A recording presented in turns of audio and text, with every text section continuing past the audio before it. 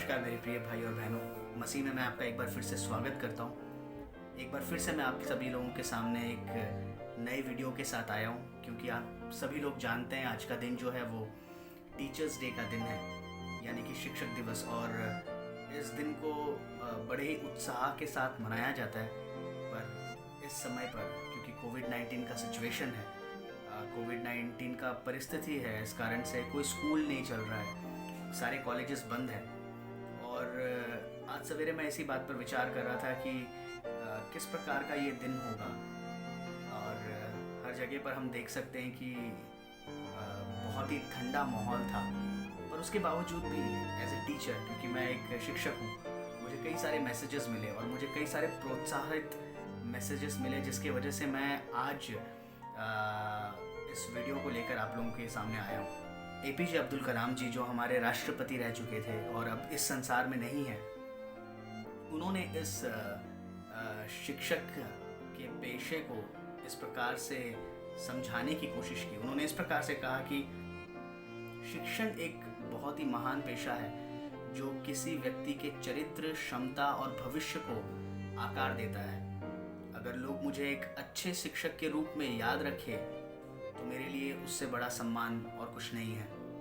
और अगर हम अब एपीजे अब्दुल कलाम के विषय में पढ़ते हैं तो उन्होंने इस प्रकार से कई बार अपने विषय में बताया कि अगर लोग मुझे राष्ट्रपति के रूप में याद रखें तो मुझे अच्छा नहीं लगेगा, पर मुझे एक शिक्षक के रूप में अगर याद रखा जाए तो उससे बड़ी उपलब्धि मेरे लिए और कुछ नहीं है। मैं इसी विषय पर विचार कर रहा था और आज सवेरे से मैं इसी बात पर सोच रहा था कि मेरा बचपन कैसा था, या मैं अपने शिक्षकों के साथ किस प्रकार का मेरा संबंध था। बड़े भय के साथ, बड़े ही रिस्पेक्ट के साथ, बड़े ही अब सहम जाते थे कई बार हम अपने टीचर के विषय में जब भी बात करते थे या उनसे बात करते थे। पर आज का समय बिल्कुल ही विपरीत है।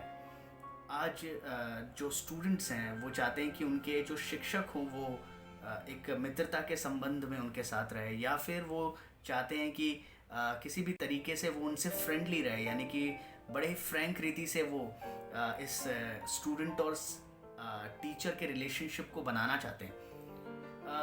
और कई हद तक मैं इस चीज़ को समझता हूँ कि आज का समय जो है वो इस शिक्षक यानी कि टीचर के महत्व को भूल चुका है, या उसे कहीं बहुत ही दूर छोड़ चुका है।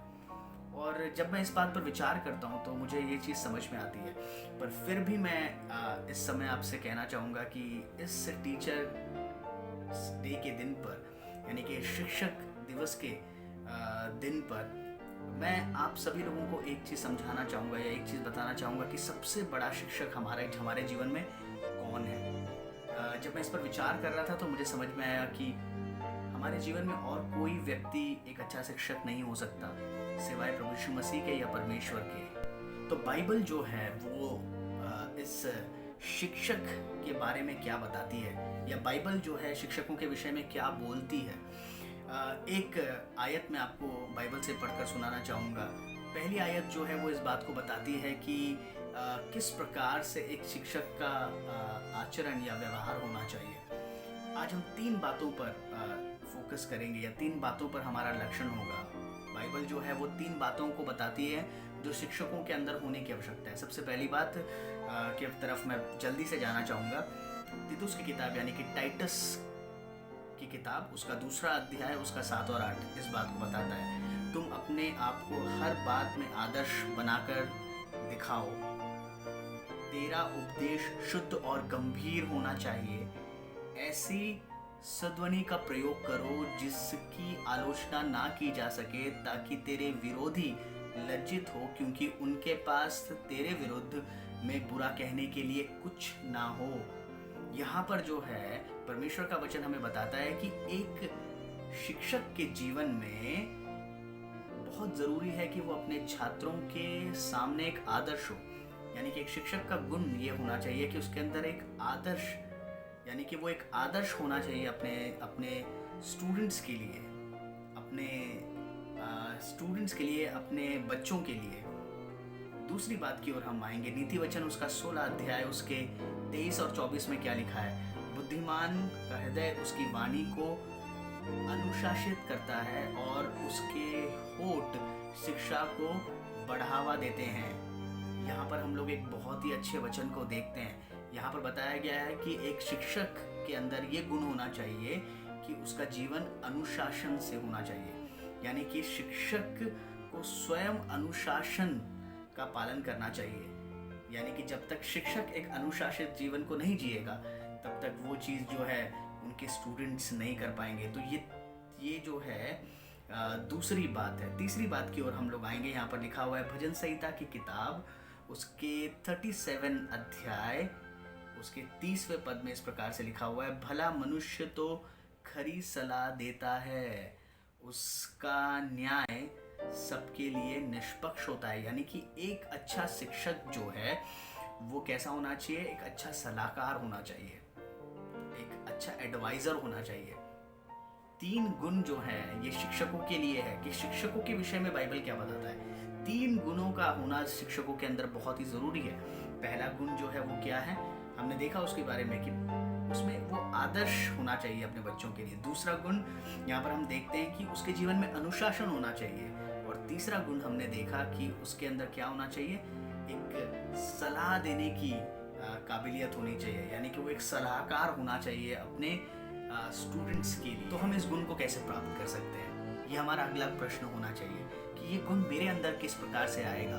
तो हर एक शिक्षकों के अंदर इस शिक्षक दिवस पे हम इस बात को जाने कि कैसे हम इन गुणों को अपने जीवन में ले आ सकते हैं। परमेश्वर का वचन इसके विषय में बताता है कि ये सारे गुण जो हैं हम प्रभु के माध्यम से ही अपने जीवन में ले आ सकते हैं। ये सारे गुण प्रभु यीशु मसीह के द्वारा ही हमारे जीवन में आ सकते हैं। पहले बात की ओर जाएंगे हम लोग। निर्गमन की किताब उसके 4 अध्याय के 12वें पद में इस बात को लिखा हुआ है, इसलिए जाओ, जब तुम बोलोगे मैं तुम्हारे साथ रहूंगा, मैं तुम्हें बोलने के लिए शब्द दूंगा। यानी कि स्वयं परमेश्वर हमारे साथ रहेगा, यानी कि परमेश्वर की उपस्थिति हमारे साथ रहेगी और तब हम बोल पाएंगे। यानी कि परमेश्वर का हमारे जीवन में होना बहुत ज़रूरी है। पहली बात जो हम यहाँ पर सीखते हैं कि परमेश्वर की उपस्थिति हमारे अंदर होनी चाहिए, तभी हम क्या कर सकते हैं? तभी हम एक अच्छे शिक्षक के गुण को प्राप्त कर सकते हैं। तभी हम अच्छे शब्दों को या अच्छी तरीके से उन बातों को बता सकते हैं जिसे बताने के लिए परमेश्वर ने हमें संसार में रखा है। दूसरी बात, लूका रचित सुसमाचार उसके 12 के 12 में लिखा हुआ है, चिंता मत करो क्योंकि पवित्र आत्मा तुम्हें सिखाएगा कि तुम को क्या बोलना चाहिए। तो यानी कि यहाँ पर दूसरी बात हम देखते हैं कि परमेश्वर का आत्मा जो है हमें सिखाएगा। पहले हमने देखा स्वयं परमेश्वर हमारे अंदर है या परमेश्वर की उपस्थिति हमारे अंदर होगी तो हम अच्छी चीज़ों को बोल पाएंगे। दूसरी बात, एक शिक्षक के अंदर पवित्र आत्मा का होना आवश्यक है। यानी कि हर एक शिक्षक के जीवन में अगर उस महान परमेश्वर की आत्मा बसी है तो वो एक अच्छा शिक्षक के संसार में कहलाएगा। तीसरी बात हम देखते हैं फिलिपियों की किताब 4 अध्याय उसके 13वें पद में यहाँ पर लिखा है, जो मुझे सामर्थ देता है उसमें मैं सब कुछ कर सकता हूँ, जो मुझे सामर्थ देता है। यानी कि वो महान परमेश्वर वो सामर्थ प्रदान करता है ताकि आप एक अच्छे शिक्षक बन सके, आप उस सामर्थ के साथ बोल सके जिसे परमेश्वर आपसे बुलवाना चाहता है। 3 मुख्य बातें, स्वयं परमेश्वर हमारे अंदर उपस्थित है। दूसरी बात, पवित्र आत्मा हमारे द्वारा कार्य करेगी। अंत में मैं इस बात को बोलकर अपने शब्दों को विराम देना चाहूँगा कि एक अच्छा शिक्षक जो है वो स्वयं और स्वयं परमेश्वर के द्वारा या परमेश्वर के उस उपस्थिति के द्वारा अपने जीवन में बन सकता है। लूका रचित सुसमाचार उसके 6वें अध्याय के 40वें पद में इस प्रकार से लिखा हुआ है, चेला अपने गुरु से बड़ा नहीं है, परंतु जो कोई सिद्ध होगा वो अपने गुरु के समान होगा। यानी कि कोई भी चेला यानी कि कोई भी शिष्य जो है वो अपने गुरु से बड़ा नहीं हो सकता, वो अपने गुरु के समान बन सकता है। इधर पे कहने का तात्पर्य सिर्फ ये है कि परमेश्वर हमें बताना चाहता है कि हमारे पास एक अपॉर्चुनिटी है, हमारे पास एक मौका है कि हम उस गुरु के समान बन सके। तो हम कैसे बनेंगे? जब तक हम उस महान प्रभु यीशु मसीह को नहीं जानेंगे तब तक हम उस गुरु के समान नहीं बन सकते। और परमेश्वर का वचन यहाँ पर हमें बताना चाहता है कि अगर आपको उस गुरु के समान बनना है, उस गुरु के तरह बनना है, तो आपको उस गुरु पर विश्वास करना पड़ेगा। दूसरी बात, यूहन्ना रचित सुसमाचार उसका 13 के 13 में इस बात को लिखा है कि तुम लोग मुझे गुरु और प्रभु कहते हो और तुम उचित हो क्योंकि मैं वही हूँ। यानी कि यहाँ पर परमेश्वर प्रभु यीशु मसीह स्वयं इस बात को कहते हैं कि मैं गुरु हूँ, मैं प्रभु भी हूँ। अगर आप इस बात को मानते हैं तो आप सही करते हैं। तो यानी कि अगर आज आप प्रभु यीशु मसीह पर विश्वास करते हैं, उसे अपना गुरु, उसे अपना प्रभु कहते हैं, तो आप सही करते हैं क्योंकि वो कहता है कि यही उचित है, यही सही है। तो आज मैं आपको सबसे बेहतरीन एक टिप, यानी कि मैं इस बात को कह सकता हूँ कि एक अच्छा गुरु यानी कि एक अच्छा शिक्षक बनने का एक नज़रिया देना चाहता हूँ।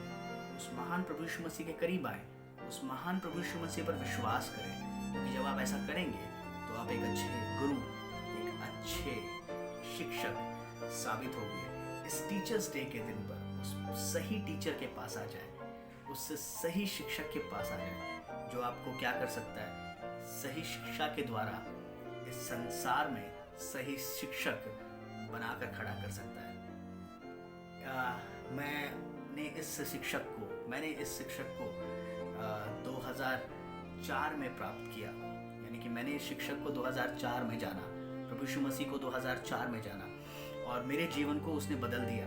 मुझे एक अच्छा शिक्षक बनने का ज्ञान परमेश्वर ने दिया। क्या आप एक अच्छा शिक्षक बनना चाहते हैं? तो आइए उस महान प्रभु यीशु मसीह के करीब और एक अच्छे शिक्षक।